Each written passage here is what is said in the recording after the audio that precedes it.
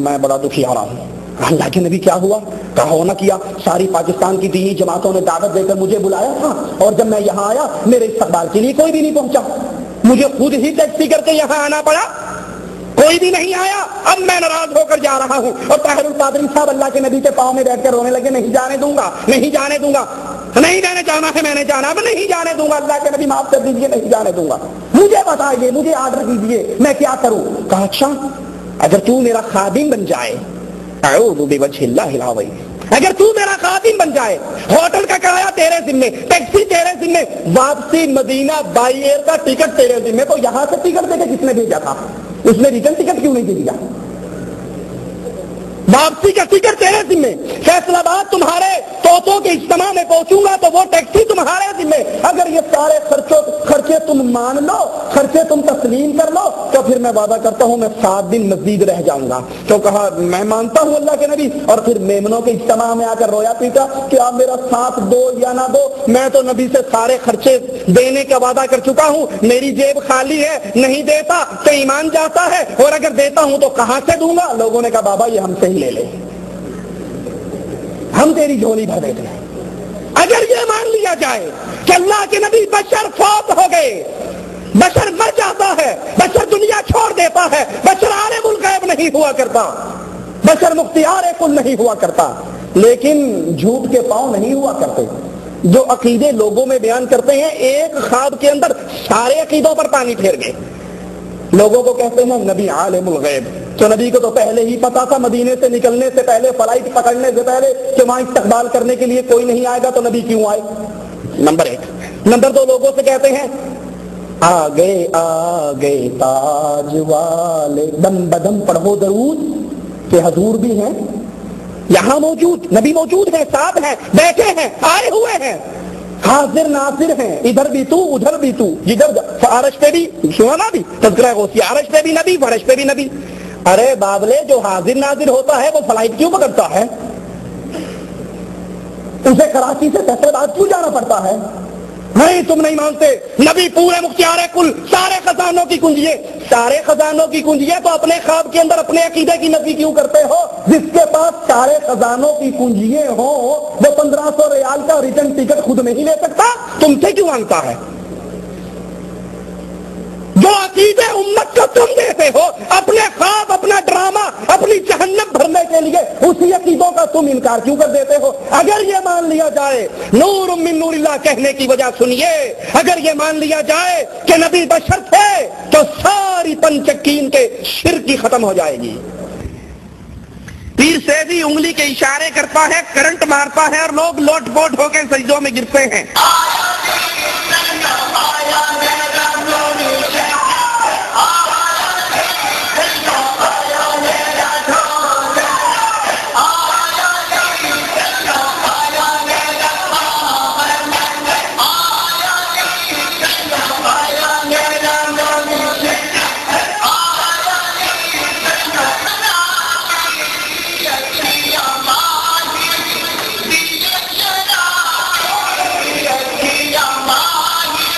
ان سے پوچھا جائے یہ کیا ہے؟ معرفت دیا گلا نے تو انو کی پتہ لگنا، تم وہابی ہو، معرفت سے بے بہرا ہو، یہ پیر صاحب دل جاری کرتے ہیں۔ آج قوالی پیٹنے والے، قوالی بجانے والے، قوالی گانے والے، ڈھول سرنگی بجانے والے، قرآن کریم کی یہ آیت ان پر کیسے فٹ ہوتی ہے؟ وَذَرِ الَّذِينَ اتَّخَذُوا دِينَهُمْ لَعِبًا وَلَهْوًا وَغَرَّتْهُمُ الْحَيَاةُ الدُّنْيَا، اور ایسے لوگوں سے بالکل کنارہ کش ہو جائیے، ان کی قوالیاں نہ سنیے، ان کے کفریہ جملوں کو نہ سنیے، ان کی ساز اور موسیقی کو نہ سنیے، بلکہ ان سے کنارہ کشی اختیار کر لو جنہوں نے اپنے دین کو کھیل اور تماشا بنا لیا۔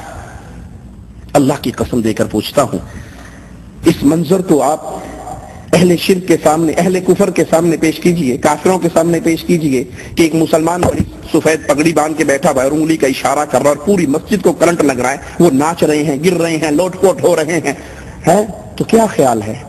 کفار اس کو دیکھ کر اسلام سمجھیں گے؟ کہیں گے یہ کیا کھیل تماشا ہے، اور وہ بھی اللہ کے گھر کے اندر۔ یہ کھیل تماشا نہیں ہے اور کیا ہے؟ سفید لمبی داڑیاں ہیں، طاہر القادری صاحب کی موجودگی میں بابے ہیں، اور ناچ ناچ کے ان کا ایسی تیسی، اور یہ کوئی رکوع کی حالت میں ناچ رہا ہے، کوئی کھڑا ہو کے ناچ رہا ہے۔ کیا انڈین اداکار ناچیں گے، پاکستان کے اداکار ناچیں گے جو یہ مولوی مسجد میں ناچتے ہیں؟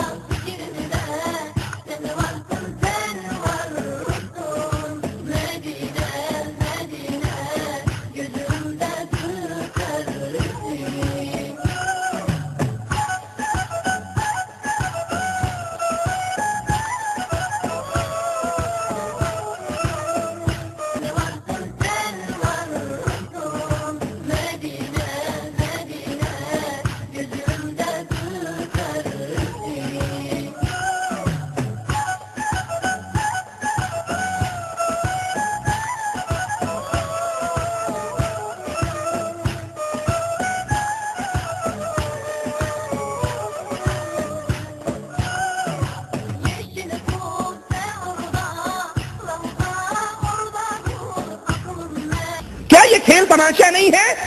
کیا قوالی کے نام پر یہ کھیل تماشا مسلمانوں میں داخل نہیں کیا گیا؟ اور قرآن کہہ رہا ہے ان لوگوں سے کنارہ کشی اختیار کر لیجئے جنہوں نے اپنے دین کو کھیل تماشا بنا لیا۔ کھیل کے نام پر کھیلو، اسلام کے نام پر تو کھیل کو اسلام میں داخل نہ کرو، یہ کھیل تماشا ہے۔ پیر نوری بوری لاہور کی بہت بڑی سرکار ہے، اس میز سے لمبے تو ان کے بال ہی ہوں گے، ایک چٹیا ادھر چھٹتی ہے، ایک چٹیا ادھر ہے، بیچارہ بالکل اینڈ ہوا ہوا 80 سال کا ہوگا، اس سے دھمال نہیں ڈالی جا سکتی، تو دو آدمی ادھر سے اس کے نیچے ہاتھ دیتے ہیں، دو ادھر سے اس کے نیچے ہاتھ دیتے ہیں، اس کو بڈھے کو زبردستی نچاتے ہیں، اور وہ بیٹھ سے کہتا دھمال ڈالو، مولویوں مسجدوں سے نکلو دھمال ڈالو، سنی ہو تو دھمال ڈالو، شیعہ ہو تو دھمال ڈالو، وہابی ہو تو دھمال ڈالو، اور جو دھمال نہیں ڈالے گا اس کی نجات نہیں ہوگی۔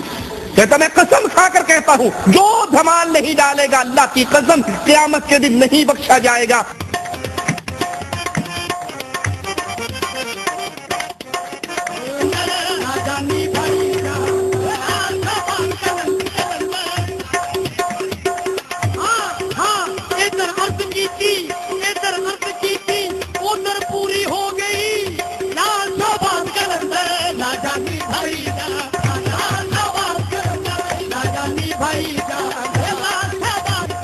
حضور فرماتے نے جڑا دھمال نہیں پائے گا وہ بڑا پہن۔ سرکار فرماتے نے پاویں کو شیعہ ہے، پاویں کو سنی ہے، پاویں کو وہابی ہے، جڑا کوئی دھمال نہیں پا رہا وہ علی پاک دا منکر ہے، جڑا علی پاک دا منکر ہے سرکار کہندے نے، میں سرکار نوری پوری والے دی قسم کھا کے کہنا کہ او دی حشر نو بخشش نہیں ہونی۔ لال سو کہندے نے پاویں کوئی وہابی ہے، وہ سرکار دی ਧਮਾਲ نہیں پائے گا، وہ علی پاک دا منکر ہے، تے جڑا علی پاک دا منکر ہے وہی میں بھن اللہ کا واسطہ دے کر پوچھتا ہوں، اے اہل ایمان، اس ظالم کے اس کفریہ جملے پہ غور کرو، جو دھمال نہیں ڈالے گا قیامت کے دن نہیں بخشا جائے گا۔ اللہ کے گھر میں کھڑے ہو کر پوچھتا ہوں، کیا ابو بکر نے دھمال ڈالی؟ کیا عمر، عثمان و علی، طلحہ و زبیر